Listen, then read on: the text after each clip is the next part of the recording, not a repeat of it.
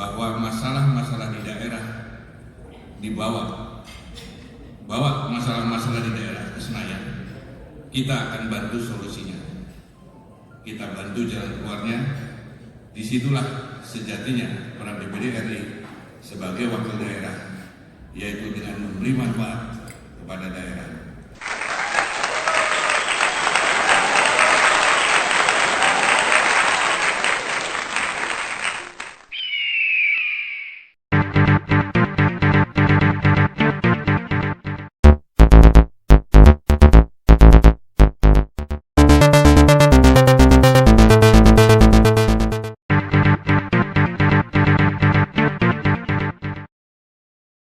Untuk itulah saya atas nama pimpinan DPD RI selalu berharap agar lembaga ini menjadi katalisator pembangunan di daerah dan perekat kebangsaan ini.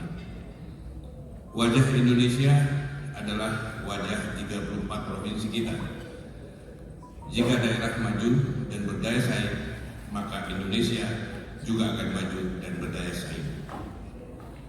Saya selalu tekankan kepada seluruh senator bahwa masalah-masalah di daerah bawa masalah-masalah di daerah ke Senayan, kita akan bantu solusinya, kita bantu jalan keluarnya. Disitulah sejatinya peran DPD RI sebagai wakil daerah, yaitu dengan memberi manfaat kepada daerah. Kita harus dapat memastikan program dan kebijakan pemerintah dapat berjalan di daerah, dapat dirasakan oleh daerah, dan dinikmati oleh masyarakat di daerah. Itu tugas kita sebagai senator. Bapak Ibu yang saya hormati, ke depan fungsi legislasi DPD RI harus diprioritaskan kepada rencana undang-undang yang benar-benar bermanfaat bagi daerah. Begitu pula output dari pandangan DPD, pertimbangan DPD, pengawasan DPD, dan rekomendasi DPD. Semua harus bermuara pada satu tolak ukur, yaitu membawa manfaat bagi daerah. Sepanjang tahun 2019 ini, sejak Januari hingga Desember, DPD RI telah menghasilkan 39 keputusan yang terdiri dari 5 rencana undang-undang, 2 pandangan pendapat, 4 pertimbangan, 19 hasil pengawasan, 1 usulan prolegnas, 3 rekomendasi, dan 5 pertimbangan terkait anggaran. Saat ini rencana undang-undang inisiatif DPD RI yang sedang dalam pembahasan bersama DPD RI dan pemerintah adalah rencana undang-undang tentang daerah kepulauan. Kita berharap rencana undang-undang tersebut dapat diputuskan menjadi undang-undang di tahun 2020 mendatang. Sebab rencana undang-undang tersebut penting untuk dapat mengurangi gap dan ketimpangan antar daerah. Bapak Ibu yang saya hormati, selain itu dalam rangka memperkuat daerah, terutama dalam menghadapi situasi pelambatan ekonomi global, DPD RI berupaya meningkatkan sinergi dengan pemerintah daerah untuk memastikan semua paket kebijakan ekonomi pemerintah dapat terlaksana di lapangan.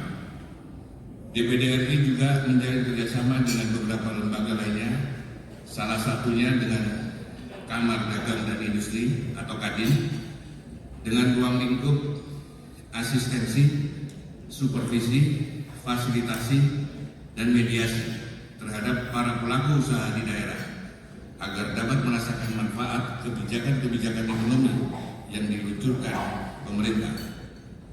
Salah satu fungsi penting DPD RI dalam memajukan daerah adalah kewenangan DPD RI untuk melakukan review dan harmonisasi terhadap Raperda dan Perda, karena fakta di lapangan ada perda yang justru menghambat percepatan pembangunan daerah atau menjadi pemicu ekonomi biaya tinggi bagi pelaku usaha di daerah.